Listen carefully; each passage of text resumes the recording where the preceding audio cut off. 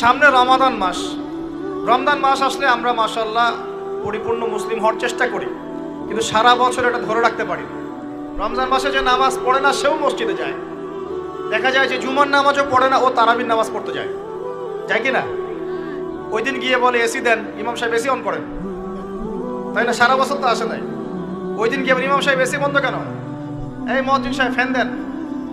তখন ওখানে গিয়ে মানে কি বলবো, হ্যাঁ পাতব্বরি করে আর কি। যাক, তারপরেও যে মসজিদে আসছে আমরা দোয়া করি আল্লাহ হেদায়েত দান করুন। আমরা তো কাউকে পিছনে ফিরাই দিব না, দিব? এখন রমজান মাস আসলে আমরা মাশাআল্লাহ রোজা রাখি, মানুষকে ইফতার করাই, দান সদকা করি, আমরা যাকাত দেই, তারাবি পড়ি, কোরআন তেলাওয়াত করি, আমরা মাশাআল্লাহ অনেক আমল করি। এই আমলগুলো কি একবারে ধাপাস করে ধরে ফেলা সম্ভব না? একটা আস্তে আস্তে ট্রেনিং প্রসেস লাগে। একটা ফ্যান চালু করলেন, ফ্যানটা কি শুরুতেই ধাপাস করে ঘুরতে শুরু করবে, নাকি আস্তে স্লোলি সে মোমেন্টাম ধরবে? কোনটা? আস্তে আস্তে সে গতি পাবে না, ধীরে ধীরে গতি পাবে। ঠিক শাবান মাসে এত বেশি রোজা রাখা, ইবাদত করার অর্থ কি? যাতে রমজান মাসে আপনি পরিপূর্ণ ইবাদত করতে পারেন। বুঝতে পারছেন কথা? রমজানে গিয়ে তো শুরুতেই সব ইবাদত ধরে ফেলা সম্ভব হবে না। মনে করেন আগামীকাল পহেলা রমজান, আজকে থেকে আপনি সব ইবাদত একসাথে করতে পারবেন? তখন কি আপনি বেগ পেতে হবে। কিন্তু একটা মাস আগে থেকে যদি ট্রেনিং নেন, ইনশাআল্লাহ রমজান মাসে ইজি হয়ে যাবে। এটা একটা কারণ নবী সাল্লাল্লাহু আলাইহি ওয়াসাল্লাম শাবান মাসে বেশি বেশি রোজা রাখতেন, আমল করতেন। আল্লাহ পাক আমাদের সবাইকে শাবান মাসে বেশি বেশি আমল করার তৌফিক দান করুন, যাতে রমজান মাসে গিয়ে আমরা সুবিধা পাই, রমজান মাসের হকটা আদায় করতে পারি। এবার এই মাসে নবী সাল্লাল্লাহু আলাইহি ওয়াসাল্লাম কি বলেছেন একটা হাদিস থেকে আগে বুঝি। এই হাদিসটা সহ অনেক হাদিসে এই একই রকম কথা এসেছে এবং এই হাদিসটা বিশুদ্ধ। এটাকে অস্বীকার করলে হাদিস অস্বীকারী হয়ে যাবে। বাড়াবাড়ি গ্রুপ, ছাড়াছাড়ি গ্রুপ, উভয়ের জন্যই নসিহত। নবী সাল্লাল্লাহু আলাইহি ওয়াসাল্লাম বলেছেন, ইন্নাল্লাহা তাআলা, নিশ্চয় আল্লাহ রাব্বুল আলামিন, লা ইয়াত্তালিউ ফি লাইলাতিন নিসফি মিন শাবান, শাবান মাসের মধ্য রজনীতে আল্লাহ রাব্বুল আলামিন তার রহমতের দৃষ্টি প্রশস্ত করেন। সুবহানাল্লাহ। আল্লাহ পাক শবে বরাত মানে আমরা যেটা বুঝি প্রচলিত অর্থে, লাইলাতুন নিসফি মিন শাবান, শাবান মাসের মধ্য রজনী, এই যে 15 শাবানের এই যে রজনী, এই রাতে আল্লাহ রাব্বুল আলামিন তার সৃষ্টির দিকে তার রহমতের দৃষ্টিটা প্রশস্ত করে দেখেন, প্রশস্ত করেন। এবং ওয়াগফিরু লিজামিই খালকিহি, আল্লাহ পাক তার সমস্ত সৃষ্টিকে মাফ করে দেন। আল্লাহ পাক কি করেন? তার সমস্ত সৃষ্টিকে কি করেন? মাফ করে দেন। কথাটা ভালো করে বোঝেন। আল্লাহ পাক তার সমস্ত সৃষ্টিকে মাফ করে দেন, ইল্লা, তাদেরকে ব্যতীত। এক, ইল্লা লিমুশরিকিন, এক নাম্বার যে ব্যক্তি মুশরিক, যে শিরক করে আল্লাহর সাথে, যে আল্লাহর সাথে শিরক করে। আর দুই, মুশাহিনিন, যে ব্যক্তি অন্তরে মানুষের সাথে বিদ্বেষ পোষণ করে, হিংসা বিদ্বেষ মনে আছে এরকম ব্যক্তি, এবং মনের মধ্যে শিরক আছে, শিরকি আকীদা, মুশরিক, এই দুই শ্রেণীর মানুষ ছাড়া আল্লাহ পাক সমস্ত মানুষকে মাফ করে দেন বলেছেন। তাহলে এই রাতের ফজিলত প্রমাণ হলো কিনা? রাতের ফজিলতটা প্রমাণ হলো কিনা? আচ্ছা, এখন এর ব্যাকআপ আরো অনেকগুলো হাদিস আছে। ওই সবগুলো হাদিসকে একত্রিত করলে এমনই কনক্লুশন আসে। এছাড়াও আরো কিছু দুর্বল হাদিস আছে, এগুলো দুর্বল, সনদগতভাবে অন্যান্যভাবে দুর্বল। ওখানে আরো কিছু পয়েন্ট পাওয়া যায় যে আর কাকে কাকে আল্লাহ পাক মাফ করেন না। সবাইকে তো মাফ করেন, আর কাকে কাকে করেন না। এই হাদিসে দুটো পেয়েছি, এটা একদম অকাট্য। এটা হলো মুশরিক, আল্লাহ পাক মাফ করেন না। দুই, যে অন্তরে হিংসা বিদ্বেষ পোষণ করে, হিংসা বিদ্বেষ আছে, এদেরকে আল্লাহ মাফ করেন না। আরো কিছু দুর্বল বর্ণনা থেকে পাওয়া যায়, এটা দুর্বল বর্ণনা, কিন্তু জেনে রাখতে তো সমস্যা নাই। সমস্যা আছে? আর পাপ তো পাপী, দুর্বল হাদিসে আসুক আর কঠিন হাদিসে আসুক, পাপ তো পাপী নাকি? পাপ ছাড়তে কোনো সমস্যা আছে? তো তৃতীয় এক শ্রেণীর নাম পাওয়া যায়, যারা হচ্ছে আত্মহননকারী, নিজেরা নিজেদেরকে আত্মহত্যা করেছে, এদেরকে আল্লাহ মাফ করেন। আত্মহনন বোঝেন কিনা? আত্মহত্যা যারা করে, আত্মহনন, এটা একটা শ্রেণী পাওয়া যায়। 4 নাম্বার একটা পাওয়া যায় আত্মীয়তার সম্পর্ক ছিন্নকারী, আত্মীয়তার সম্পর্ক ছিন্নকারী। 5 নাম্বার একটা পাওয়া যায়, সেটা হলো মাদক দ্রব্য সেবনকারী। মাদক দ্রব্য সেবনকারী, যুবকরা খুব ভালো করে শোনো এগুলো। মাদকদ্রব্য সেবনকারী, আল্লাহ সবাইকে মাফ করেন, মাফ করছেন না। আরেকটা পাওয়া যায়, সেটা হলো যারা জেনার পাপে লিপ্ত আছে। কিসের পাপে ভাই? জেনার পাপ। এরকম আর কিছু ব্যাকআপ পাওয়া যায়, কিন্তু এগুলোর বর্ণনা দুর্বল। বর্ণনা কি? দুর্বল। কিন্তু পাপ তো পাপই নাকি? এই পাপগুলো তো পাপ। এই পাপগুলো করলে কি আল্লাহ খুশি হন? অকাট্য সহি থেকে পাওয়া যায় এই দুইটা, মুশরিক এবং মুশাহিন। যারা শিরক করে, অন্তরে বিদ্বেষ পোষণ করে, আল্লাহ পাক এদেরকে মাফ করে। এখন আগে জানি শিরক থেকে কিভাবে বাঁচবো, শিরক কি এবং কেন, তারপরে জানবো হিংসা বিদ্বেষ, তারপরে আমরা যাব এই রাত্রে আমরা কি করতে পারি। মনে রাখবেন, আমল করতে হবে তিনটা বিষয় খেয়াল রেখে। কয়টা বিষয় ভাই? আমল করতে হবে তিনটা বিষয় খেয়াল রেখে। এক, আমল করতে হবে একমাত্র আল্লাহ পাকের সন্তুষ্টির জন্য। এক নম্বর কি বলেন? এক আল্লাহর সন্তুষ্টির জন্য, কারো সন্তুষ্টির জন্য না, কারো জন্য না, শুধু কার জন্য? দলিল হচ্ছে ইন্নাস সালাতি ওয়া নুসুকি ওয়া মাহইয়ায়া ওয়া মামাতি লিল্লাহি রাব্বিল আলামিন ফাসাল্লি লিরাব্বিকা ওয়ানহার। দুই, আমল হতে হবে একমাত্র নবী সাল্লাল্লাহু আলাইহি ওয়াসাল্লামের সুন্নাত মোতাবেক। কার সুন্নাত মোতাবেক? নবী এবং সাহাবীদের সুন্নতের সাথে মেলে না সেই আমল করা যাবে না। নবী এবং সাহাবীদের সুন্নতের সাথে মেলে না সেই আমল করা যাবে না। তিন নাম, আমলটা যত সুন্দরী মনে হোক, আমলটা যত সুন্দরী মনে হোক আর যত মানুষই করুক, যত মজাদার মনে হোক না কেন, নবী করেন নাই, সাহাবীদের থেকে প্রমাণ নাই, আমল করব না। করলে বেদাত হয়ে যাবে। কি হবে? বেদাত হয়ে যাবে। আর তিন নাম্বার হচ্ছে, আমলগুলো করার আগে অবশ্যই আপনার রিজিকটাকে হালাল করতে হবে। কি করতে ভাই? ব্যাস এই তিনটা শর্ত পূরণ করে আমল করলে ইনশাআল্লাহ তাআলা আমরা জান্নাতে যাব ইনশাআল্লাহ। আমরা আশাবাদী আল্লাহ পাক আমাদেরকে জান্নাত দিবেন ইনশাআল্লাহ। আল্লাহ পাক এক রাতে রহম করে সমস্ত মাখলুক সৃষ্টিকে মাফ করে দিচ্ছেন, শুধু শিরক এবং হিংসা বিদ্বেষ পোষণকারীকে মাফ করছেন না। বুঝতে হবে এই পাপ দুটো কত কঠিন। এবার আসেন, প্রথমে একটু শিরক নিয়ে কথা বলি, তারপরে মুশাহিন নিয়ে কথা বলি। ধৈর্য ধরবেন তো নাকি? দেরি হচ্ছে? সবর করেন। এখন প্রথমে জানি শিরক কি এবং কেন। শিরক হচ্ছে এমন একটা পাপ, যেই পাপ আমলনামায় থাকলে পরে বিনা তওবায় যদি সেই ব্যক্তি মারা যায়, আল্লাহ পাক তাকে মাফ করবেন না। ভালো করে শোনেন, শিরক এমন একটা পাপ, যে পাপ যদি আমলনামায় থেকে যায়, বিনা তওবায় সে মারা যায়, শিরকের পাপ নিয়ে আল্লাহর সামনে দাঁড়ায়, আল্লাহ তাকে মাফ করবেন। দলিল সূরা নিসা, আল্লাহ পাক বলেন ইন্নাল্লাহা লা ইয়াগফিরু আন ইউশরাকা বিহি ওয়া ইয়াগফিরু মা দুনা যালিকা লিমান ইয়াশা। আল্লাহ পাক তার সাথে শিরকের গুনাহ মাফ করবেন না, এছাড়া যে কোনো গুনাহ যাকে ইচ্ছা মাফ করবেন। বুঝাচ্ছি, মনে করেন একজন ব্যক্তি জিনা করেছে, কথার কথা নাউযুবিল্লাহ, একজন ব্যক্তি জিনা করেছে বা মিথ্যা কথা বলেছে বা ধরেন মদ খেয়েছে ইত্যাদি। এখন সে তওবা করলে তো মাফ পেতই, তওবা করলে মাফ হতো না? তওবা করলে মাফ তো পেতই। মনে করেন তওবা না করেই মারা গেছে, আল্লাহ পাক চাইলে কিয়ামতের মাঠে এই পাপও বিনা তওবাতেই মাফ করতে পারে। কথা বুঝতে পারলেন? বুঝতে পারছেন না মনে হয়? মনে করেন একজন ব্যক্তি মদ খেয়েছে, জিনা করেছে ইত্যাদি, সে তওবা করার ফুরসত পায় নাই, বিনা তওবায় মারা গেছে। আল্লাহ পাক চাইলে কিয়ামতের মাঠে তওবা না করা সত্ত্বেও আল্লাহ পাক তাকে মাফ করতে পারে। কিন্তু একজন ব্যক্তি শিরকের পাপ করেছে, তওবা না করে মারা গেছে, আল্লাহ পাক কিয়ামতের মাঠে শিরকের পাপ মাফ করবেন। আমি কি বুঝতে পারছি? অন্য পাপের কারণে আল্লাহ রাব্বুল আলামিন শাস্তি দিয়ে হোক, কোনো একটা ভাবে হোক, নবীর সুপারিশের মাধ্যমে হোক, তাকে জাহান্নামে গেলেও সেখান থেকে বের করে জান্নাতে দিবেন ইনশাআল্লাহ। কিন্তু শিরকের পাপ যার আমলনামায় থাকবে, তার উপর জান্নাতকে হারাম করে দেওয়া হয়েছে। বলেন নাউযুবিল্লাহ। সূরা মাইদায় দলিল আছে, শিরকের পাপ যার আমলনামায় আছে তার জন্য জান্নাতকে হারাম করে দেওয়া হয়েছে। শিরক মানে অংশীদার সাব্যস্ত করা, আল্লাহ পাকের সাথে কাউকে সমকক্ষ করা। শিরক কত প্রকার হয়? উত্তর তিন প্রকার। কয় প্রকার ভাই? বিশ্বাসে শিরক হয়, মানে আকীদায় শিরক হয়, আমলে শিরক হয়, মানে কাজে শিরক হয়, কথা বা লিসানে শিরক হয়। মনে থাকবে? এক নাম্বার কিসে শিরক হয়? বলেন আমার সাথে। বিশ্বাসে শিরক হয়, আকীদায় শিরক হয়। দুই নাম্বার আমলে শিরক হয়, কাজে শিরক হয়। তিন নাম্বার কথায় শিরক হয়। কয়েকটা এক্সাম্পল দিয়ে বুঝতে পারবেন। একজন ব্যক্তি মনে করেন বিশ্বাস করে যে আল্লাহ বলতে কেউ নাই, কি হবে এটা? বলেন শিরক। একজন ব্যক্তি মনে করেন বিশ্বাস করে যে আল্লাহ আছে আরো ইলাহ আছে, তাহলে কি হবে?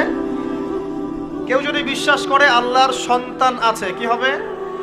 কেউ যদি বিশ্বাস করে মহাবিশ্ব আল্লাহ সৃষ্টি করে নাই, বিগ ব্যাং থেকে সৃষ্টি হয়েছে, কি হবে?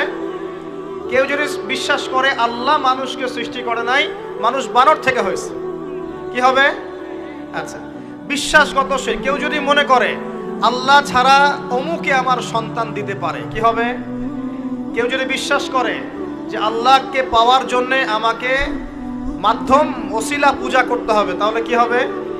কেউ যদি চন্দ্র সূর্য গ্রহ নক্ষত্র গাছপালা মূর্তি এসবে পূজা করে, কি হবে? এগুলো বিশ্বাসগত শিরক। কেমন শিরক ভাই? বিশ্বাসগত শিরক।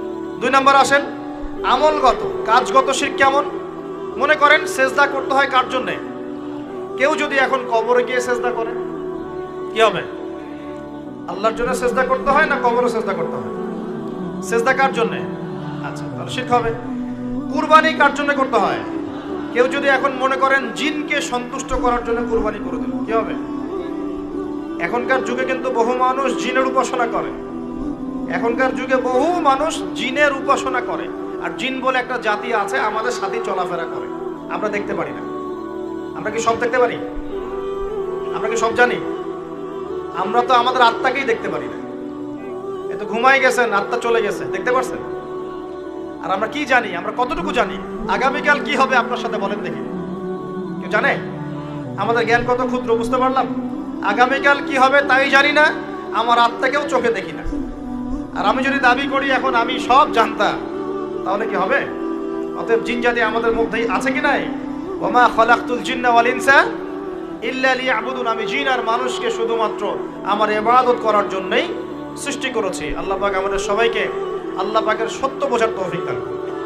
এবার আসেন, আপনাদের পার্বত্য এলাকায় জিনের উপাসনা হয়। এখন বললেন ভাই কেমন করে জানলেন?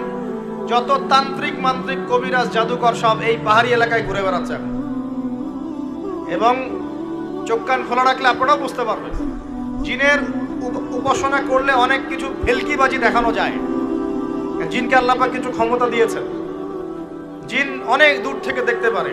মনে করেন যে কেউ একজন এখানে বসে আছে, সে দাবি করছে যে সে অলৌকিক ক্ষমতার অধিকারী, অথচ ওর কাছে জিন আছে। কি আছে? জিন। এখন আপনি শুনেছেন যে অমুক জায়গায় অমুক বাবা আছে, সে অনেক বড় ক্ষমতার অধিকারী, তো যাই দেখি উনার কি ক্ষমতা।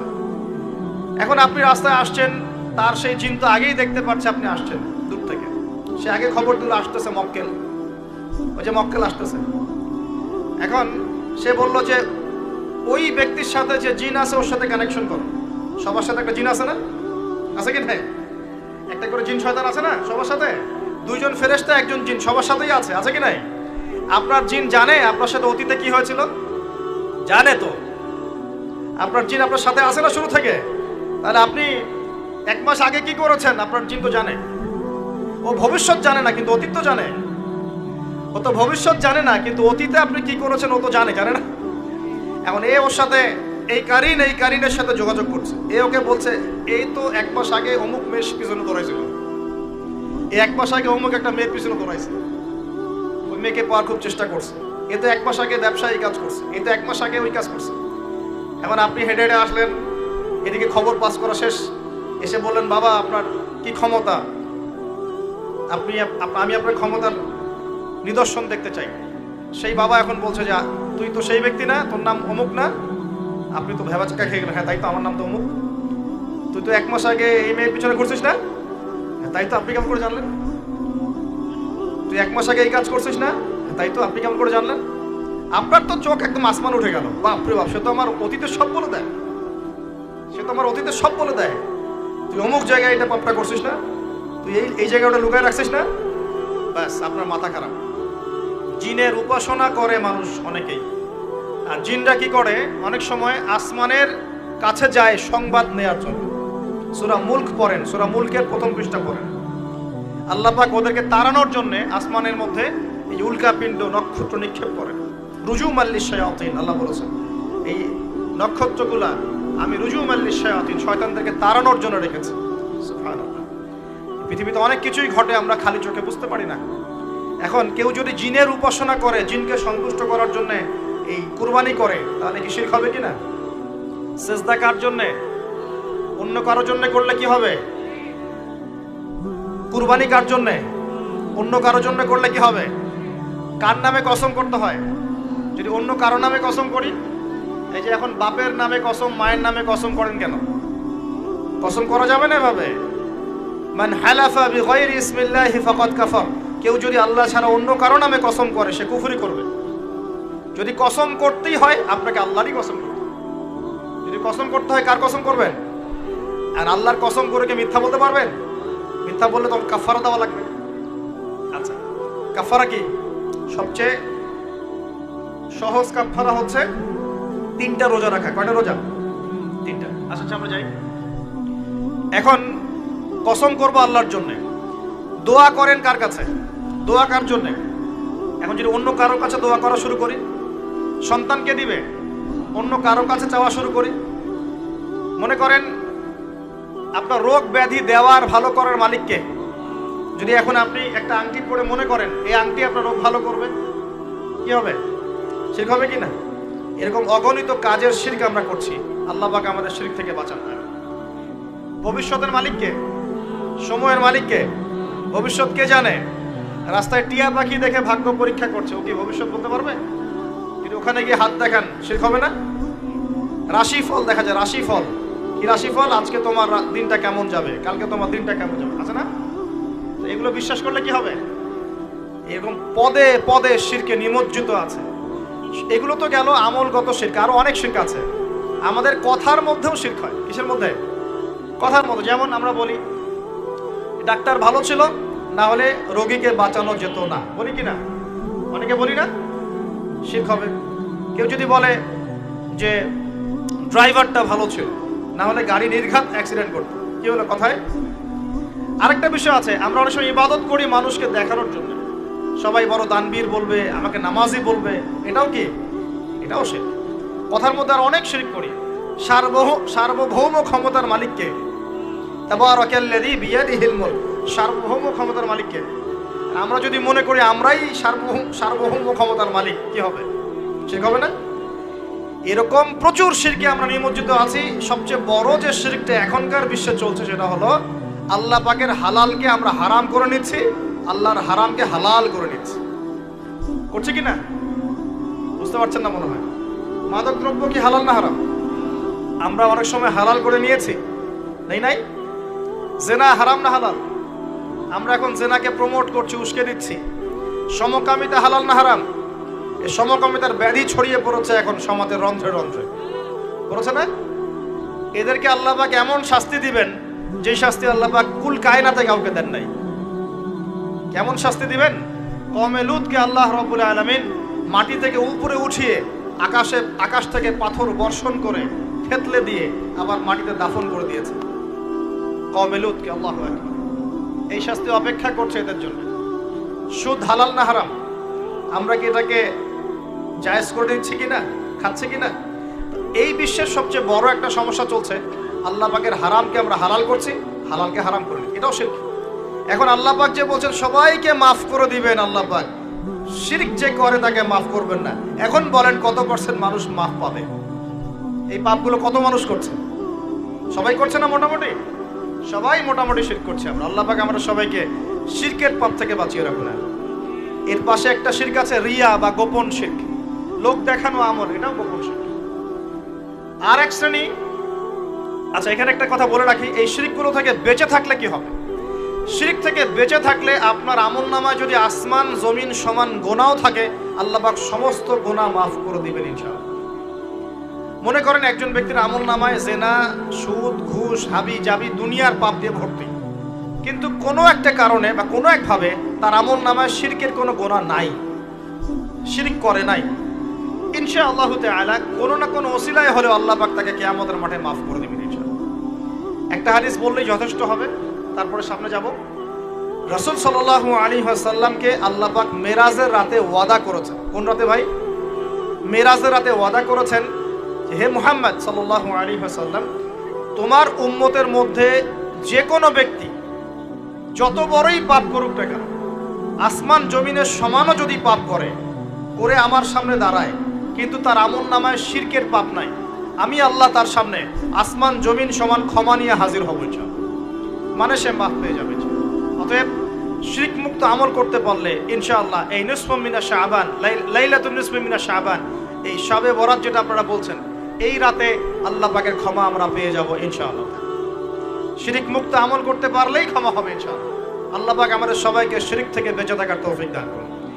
এই শিরক সম্পর্কে বিস্তারিত জানার জন্য শিরক কি ও কেন, কিতাবুত তাওহীদ, তারপরে কোরআন সুন্নাহর আলোকে ইসলামী আকীদা, এই বইগুলো পড়াশোনা করেন, ইনশাআল্লাহ জানতে পারবেন। আর এক শ্রেণীর মানুষকে আল্লাহ পাক মাফ করবেন না। এরা কারা? মুশাহিন। মুশাহিন মানে কি? যারা একে অপরের সাথে হিংসা বিদ্বেষ পোষণ করে। এখন বলেন দেখি, হিংসা বিদ্বেষ পোষণ করেন এমন মানুষ আছে এখন? বলেন দেখি। রাজনৈতিক অঙ্গনে একজন আরেকজনের সাথে হিংসা করছে কিনা? সামাজিক নেতৃত্ব নিয়ে একজন আরেকজনের সাথে হিংসা করছে কিনা? পরিবারের মধ্যেও একজন আরেকজনের সাথে হিংসা করছে কিনা? ভাই একজন আরেকজনের সাথে হিংসা করছে কিনা? আলেম একজন আরেকজনের সাথে হিংসা করছে কিনা? করছে না? বক্তায় একজন আরেকজনের সাথে হিংসা করে কিনা? ধর্ম থেকে শুরু করে বিশ্ব রাজনীতি পর্যন্ত হিংসার দাবানলে এখন পুরো বিশ্বের মানুষ জ্বলে পুরো শেষ হয়ে যাচ্ছে, হচ্ছে না? মহিলা হিংসা করে কিনা? সতীনে হিংসা করে কিনা? সতীন বোঝেন কিনা? বিয়েই তো করেন নাই, সতীন বুঝবেন কি? সতীন কি জিনিস? দুই বউ, এক বউ আরেকবার কি হয়? সতীনে হিংসা করে কিনা? আয়েশা রাদিয়াল্লাহু আনহার বাসায়, মানে ঘরে, নবী সাল্লাল্লাহু আলাইহি ওয়াসাল্লাম বসে আছেন, ঢুকেছেন, আর অন্য একজন স্ত্রীর ঘর থেকে একটা খাবার আসতে পারে না, ভালোবেসে মহব্বত করে হাদিয়া দিয়েছেন। আয়েশা রাদিয়াল্লাহু আনহা যখন দেখলেন তার ঘরের মধ্যে খাবার পাঠিয়েছে অন্য একজন স্ত্রী, পুরো থালাটাকে মাথার উপর নিয়ে থাবাস করে ভেঙে ফেললেন।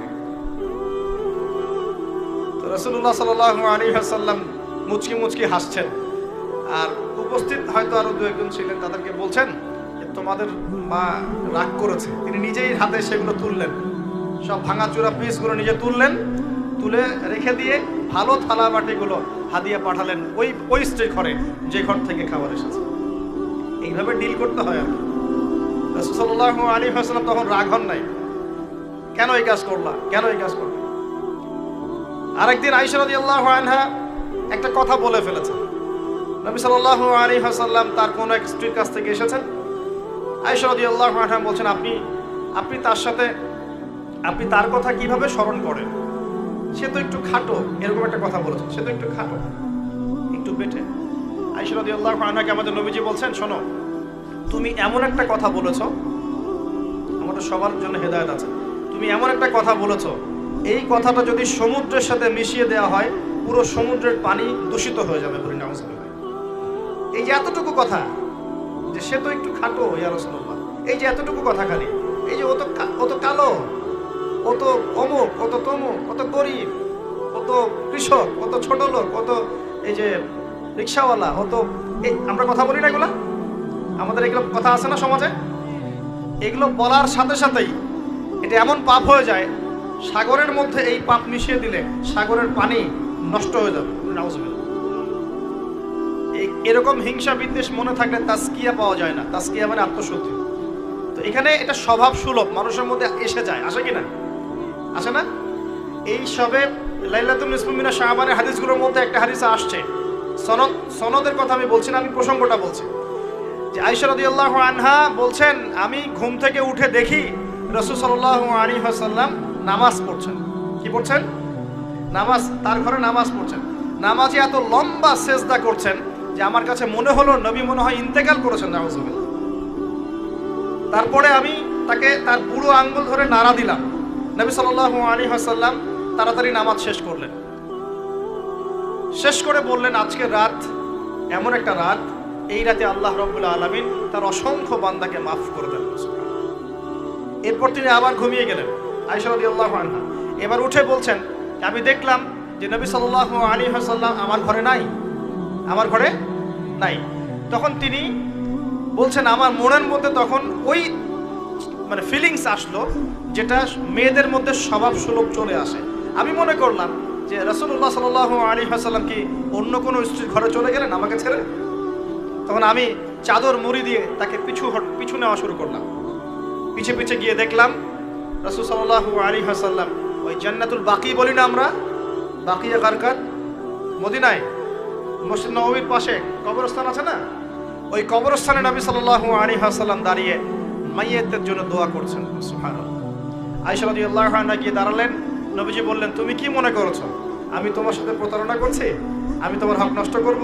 বরং আজকের রাতে আল্লাহ রাব্বুল আলামিন অগণিত মানুষকে মাফ করে দেন বলে। সুবহানাল্লাহ। এই হাদিসগুলো এসেছে শবে বরাত প্রসঙ্গে। এখানেও দেখেন আয়েশা রাদিয়াল্লাহু আনহা কিন্তু একটু জেলাসি ফিল করেছে, আমার ঘর থেকে আবার অন্য স্ত্রী ঘরে চলে গেল। এগুলো স্বভাব সুলভ, এগুলো আসতে পারে, এগুলো মানুষের মধ্যে কি আসতে পারে, কিন্তু বিদ্বেষ পোষণ করে একে অপরের ক্ষতি করে দেওয়া, এই কাজগুলো যারা করবে আল্লাহ পাক এই রাতে ওদেরকে মাফ করবেন না। এখন আমাদের জন্য আগে নসিহত দুইটা, এই রাত্রের ফজিলত পেতে হলে নসিহত আগে দুইটা। এক, আমাদের আকীদা আমলে কোনো শিরক থাকা যাবে না, বলি আমিন। আল্লাহ কবুল করুন। আমাদের আকীদা এবং আমলে কোনো প্রকার শিরক রাখা যাবে না। দুই, আমরা মনের মধ্যে কোনো ভাইয়ের প্রতি হিংসা বিদ্বেষ রাখবো না। রাখবো ইনশাল্লাহ? রাখবো না। আমরা কোনো ভাইয়ের প্রতি হিংসা বিদ্বেষ পোষণ করবো না ইনশাল্লাহ। একটা হাদিস বললেই আপনি বুঝে ফেলবেন, তারপর আমি সামনে যাচ্ছি, এরপরে আমি আস্তে আস্তে ফিনিশিং দেবো ইনশাল্লাহ। আল্লাহর রাসূল বলেছেন সাল্লাল্লাহু আলাইহি ওয়াসাল্লাম, তিনি বলেছেন যে তোমরা পর্যন্ত জান্নাতে যেতে পারবে না, ভালো করে শোনেন, তোমরা ততক্ষণ পর্যন্ত জান্নাতে যেতে পারবে না যতক্ষণ তোমরা প্রকৃত মুমিন না হচ্ছ, প্রকৃত মুমিন না হচ্ছ। আর তোমরা ততক্ষণ পর্যন্ত প্রকৃত মুমিন হতে পারবে না যতক্ষণ পর্যন্ত না পরস্পরকে ভালো না বাসছো, পরস্পরকে ভালো না বাসছো। এই ভালোবাসা আবার বয়ফ্রেন্ড গার্লফ্রেন্ড ভালোবাসা না, দিনই ক্ষেত্রে ভালোবাসা।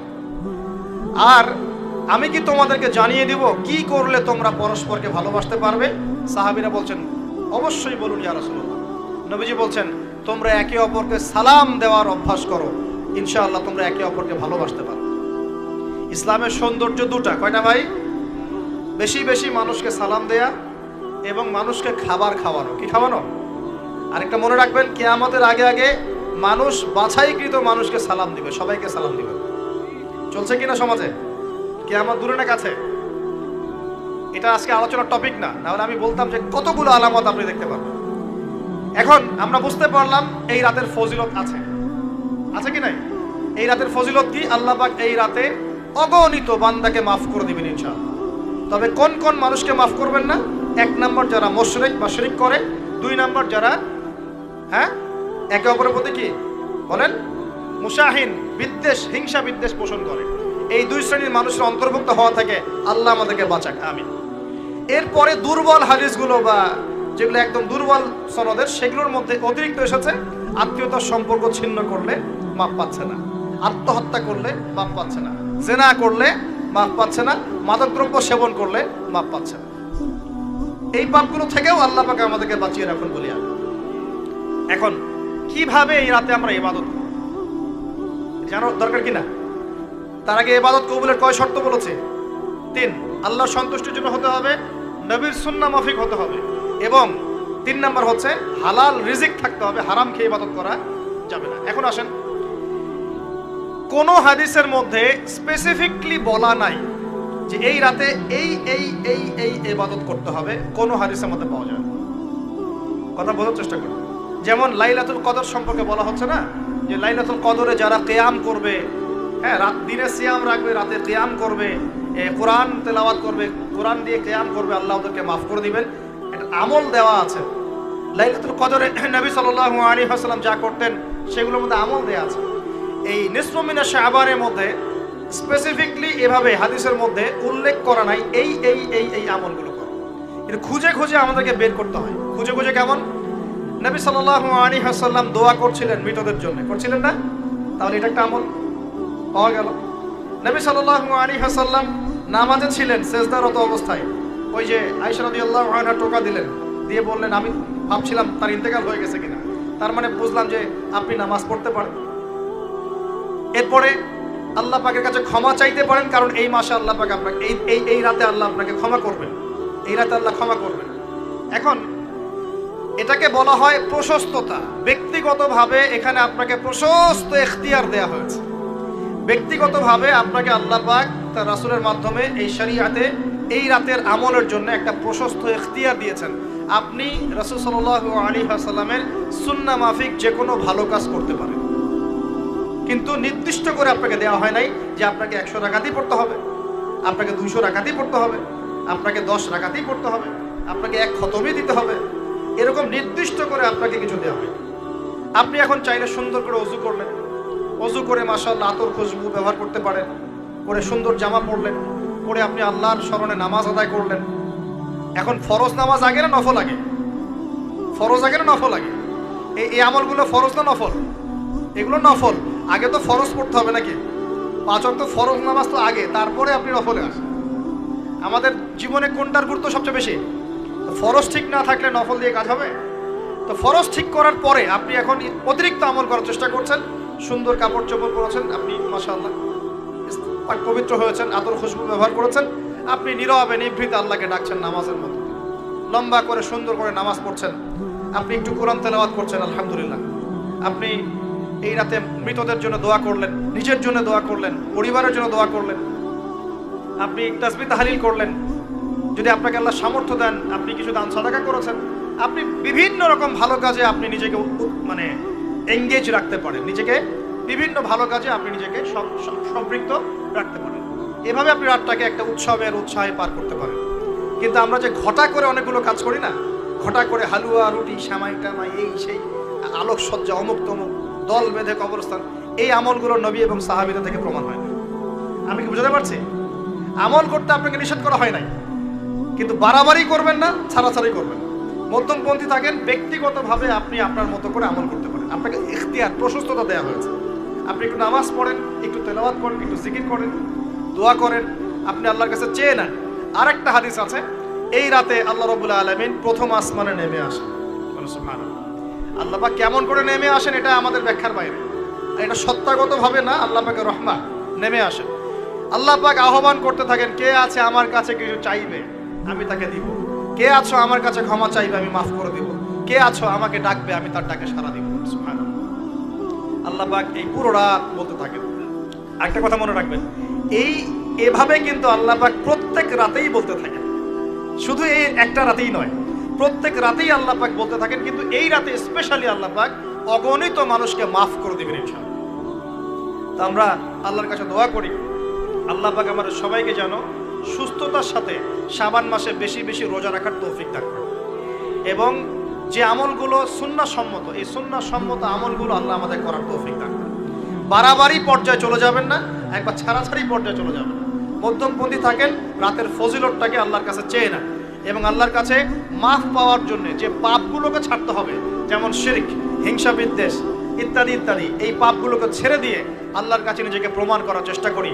আল্লাহ পাক আমাদের সবাইকে তৌফিক দান করুন।